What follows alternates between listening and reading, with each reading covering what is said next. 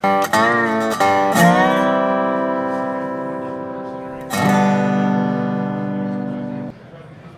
morning, everybody. Welcome back to Coffee with Craig. As you can see, I'm not in the studio. Nor do we have coffee. Nor do we, well, Well, he does. You have coffee. I have Red Bull.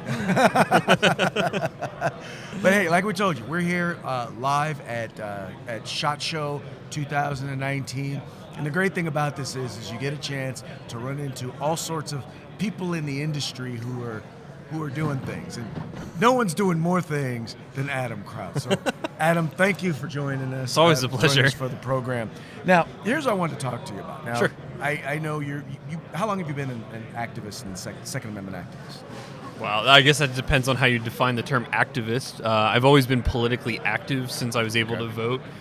Second Amendment stuff in college, I would say my freshman year is kind of where I started to really push and strive to become more involved in the political process. Right. And I guess once I got a voice on the internet, that's when it started to become activist, if you will. Right. Pushing others to do that as well. Do that to you. Yeah. All right. So here's the deal. And I've been a political activist ever since college. Right? Okay. I started really getting involved in gun rights in 2013, and I noticed real quick that there seemed to be a divide within the gun rights movement. There tended to be, on one hand, you had an older, less diverse crowd that was, they're the wooden, stock on the gun, the hunters, tended to be more conservative, old school. We'll just call them NRA types. Okay. And then you had a younger, more libertarian, tending to be more diverse, black rifle, like I said, libertarian group, right? And I noticed it was funny because I could walk into a gun store and know immediately which type of store I walked into. Now, First of all, tell me this. Is it just me? Am I hallucinating? No, I don't think you are. I mean, I think there is a divide amongst the gun community if you're talking from a political standpoint as to conservatism versus libertarianism, and you tend to also see that same divide going down the style gun. Not always. It's not a thing that is always true, but generally speaking, I think if we talked in stereotypes anyway, you would find that is exactly the case. You have a younger crowd that tends to like black rifles more, is into things that more would be considered, I guess, tactical in nature, perhaps. Right. And then you have the older community, for the most part, that's interested in things like hunting, clay shooting. Although to be perfectly candid, I love clay shooting. It's so much fun. But you find that divide there, and I think that to some degree, it probably is generational. And I guess the question becomes, what caused that divide amongst gun owners as far as where they stand on issues, particularly expanding rights for more black rifles versus, this hunting stuff and maybe some competitive shooting in more traditional styles is all that we really need to care about. Right, and that's, the thing that I found is, and for me, I can deal with it in a bunch of different areas, but when we start getting into policy and policy advocacy, when we have people saying, well, you don't really need a bump stock, or you don't really need a black rifle or a tactical rifle. Right. And it gets away from the very fundamental concept of the fact that they're called the Bill of Rights, not Bill of Needs, yeah. And that, the part about having a fundamental right and how they seem to, in my opinion, and no offense if you're part of that generation, but it seems like there's been a slow and steady increase in infringement because, it's stuff that we really don't care about.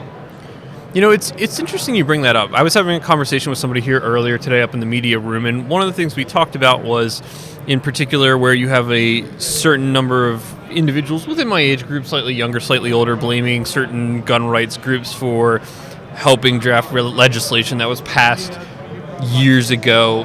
We're talking coming up on a century as far as timeline, or getting close to that long. What everybody seems to forget in that conversation is the mindset that was pervasive in the country at the time. And it really wasn't until the 70s that this idea that firearms rights are an individual right really became an argument that people thought courts would accept. And looking at jurisprudence and things like that, going back in time, there seemed to be an indication that, courts did in fact think that, but nobody really pushed that idea. And it wasn't until there was the way it was explained to me anyway, there was a law review article that was published that really kind of dove into that people were like, whoa, yeah, maybe it is an individual right thing. And I think part of that then goes to this generational divide as to you grew up in this time period where it wasn't thought of as an individual right, it may have been a collective right, and that's just perpetuated through your mind ever since. Now, I grew up in a generation that clearly that's not the case. We also had a lot of other things where like the guns are in video games. They were cool. Always wanted some of those. They're on TV. They're cool. I want some of those. Kids coming back from the military, I think, is a big part of it. I've talked to a lot of people from working behind the counter, and guys wanted stuff they had in the service or as close to it as they could get. Well, let me ask you this, and we'll go back to the conversation. You hit on it just a few minutes ago. I guess the thing is that when we start talking about, once again, getting back to that divide, I had a thought and I just completely lost it, man. That's okay. I just completely lost it. Well, the divide, I think, at some point is also going to, in a way, I don't want to say solve itself, but as those individuals get older and eventually pass away, that divide will lessen. That ideal will probably be passed down to some others in the next generation that will either accept or reject it, as is true with any idea that's passed on from generation to generation. I don't know really how you fix it, short of attempting to educate people. I finally remembered it. Perfect. You were talking about the individual right. I always wondered, was it just kind of a give? Was it either? Do you think it was either just a given by the average person that you had a right to defend yourself, and maybe it hadn't been explored fully in terms of litigation, but it was something that was just generally believed? Or was it really at a point though where maybe we didn't see laws that were being put in place that were so seriously infringing on it? At least they weren't being perpetuated the way they're being perpetuated now.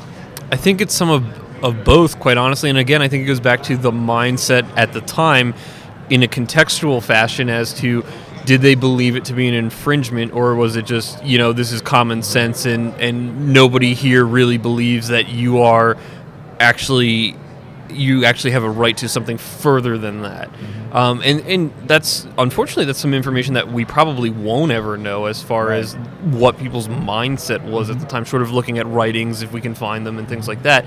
But I think that's an important thing to keep in mind when you're talking about things from different time periods as to, contextually, what did the average person at the time think and believe? Because obviously today, myself included, I believe that the right to keep and bear arms goes to machine guns, and that you should be able to go to a gun store and buy a machine gun. That you should be able to buy a silencer. I should be able to loan you a silencer to go to the range with without having to go through all this hoopla about it.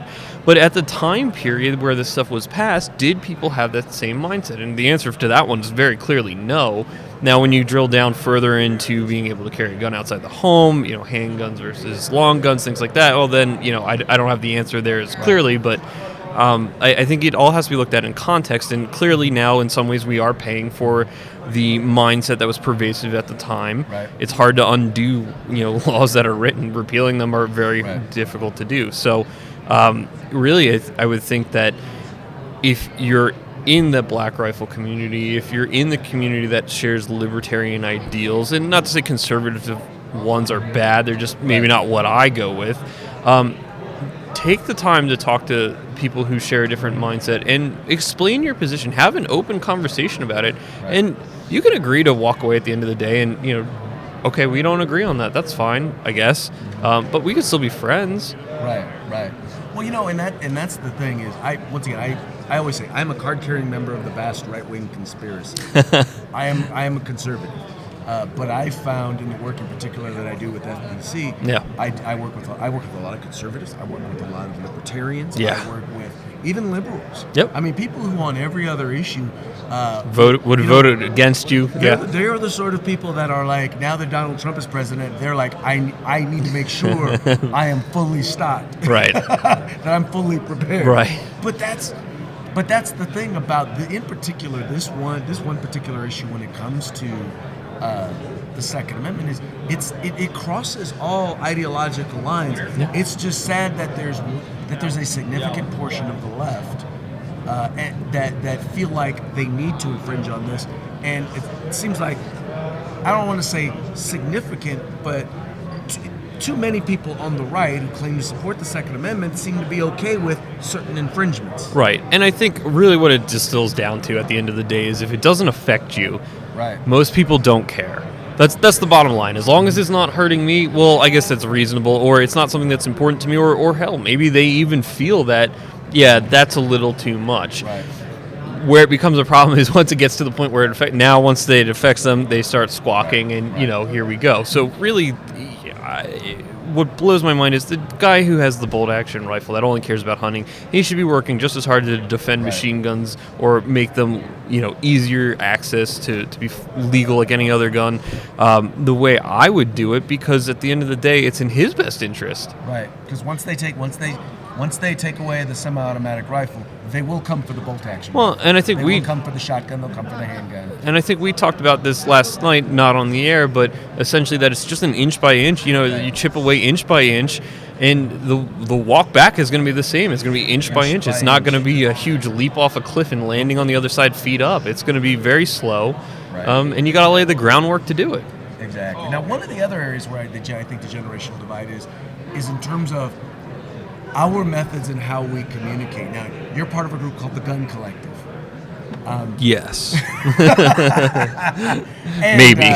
To tell our audience a little bit about the Gun Collective. Sure. So the Gun Collective is just a YouTube channel that is started by my buddy. It started out with a news program of industry-related news, products that were coming out, some fun ripping on new products that maybe weren't things that we would like, and then the other show that is a constant show on there is the Legal Brief, the one that I host, and that came about because there was a Facebook brand of mine I was just tired of bad information being perpetuated on the internet by people who were unqualified to speak on the subject, and which would be repeated. There's a lot of them out there. Yeah, but it would be repeated as gospel. So right. The same kind of legal advice you'd find in a gun store. For NFA stuff, for instance, well, the ATF can come to your house and inspect it whenever they want because you own that stuff. Well, that's not true. Why are you repeating bad information that?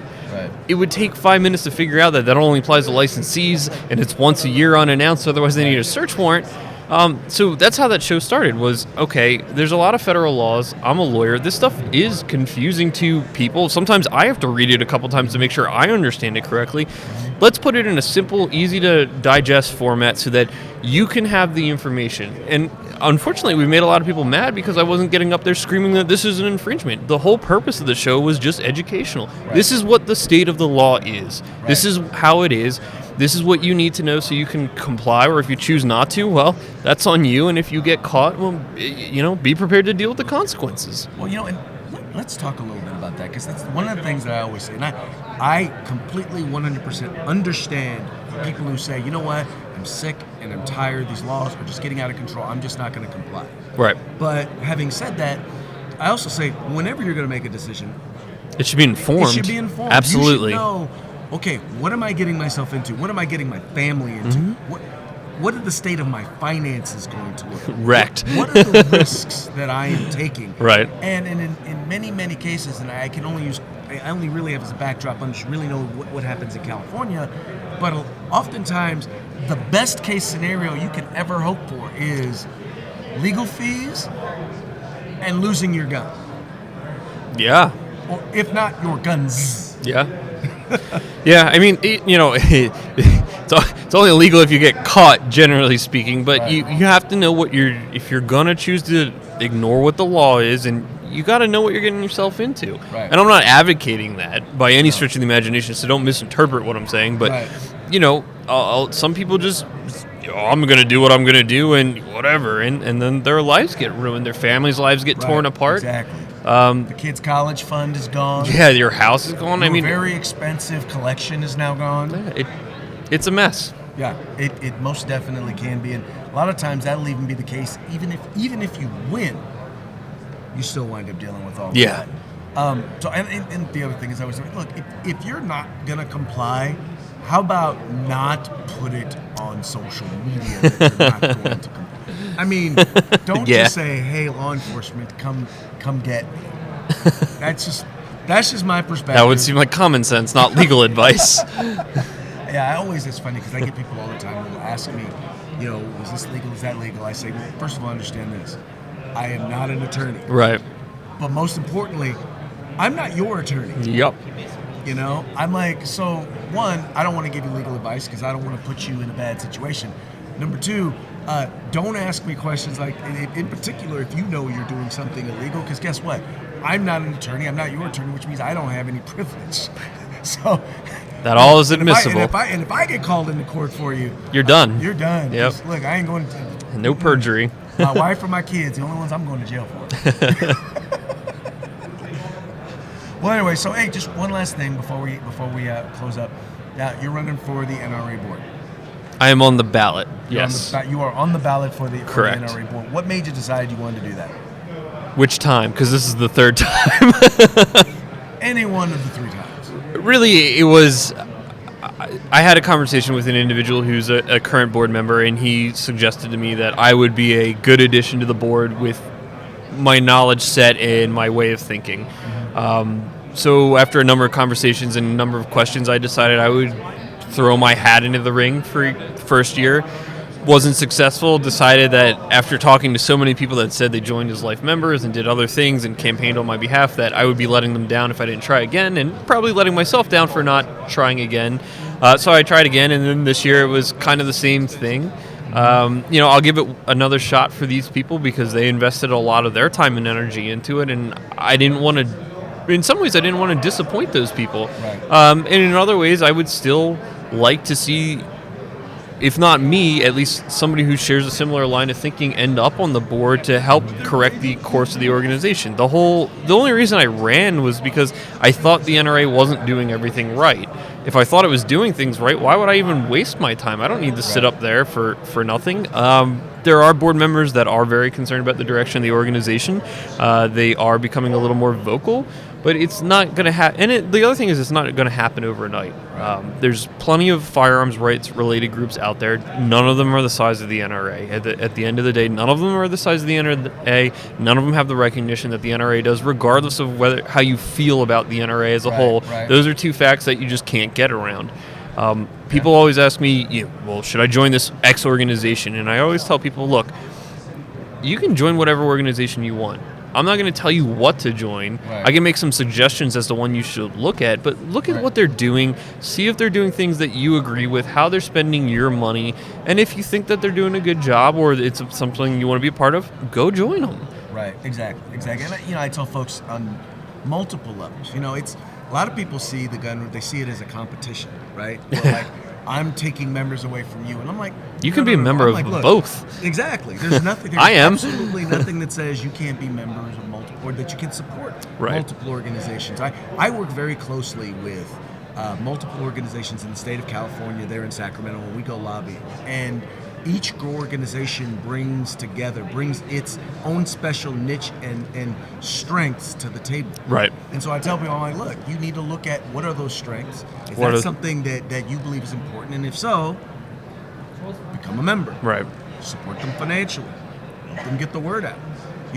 But I also want to make sure that people know and understand it's important that, don't say, well, if you have an organization over there, well, then you're just taking away from this group and competition is bad. And I'm like, not true at all. I have seen how what other groups do encourage us and help make us better because we're constantly pushing one another. Mm-hmm. I've seen how the work that we do with FPC how it has been copied by other groups and they're working to even improve on it. It's made them better. Sure. So competition makes you better. I just don't believe that you need to have all of the bad mouthing that goes on. No, I don't think so either. No, because once again, we're in the end of it all. We're theoretically on the same side. Yeah. Yeah, we're all on the same side theoretically. We may have things that we disagree on. Right. But in the end, we're at least heading the same direction. Right. Anyway, Adam, thank you so much for taking Thank the you time for out to join us. thanks for having me. All right, folks, wait, that's going to be it for today's Coffee with Craig.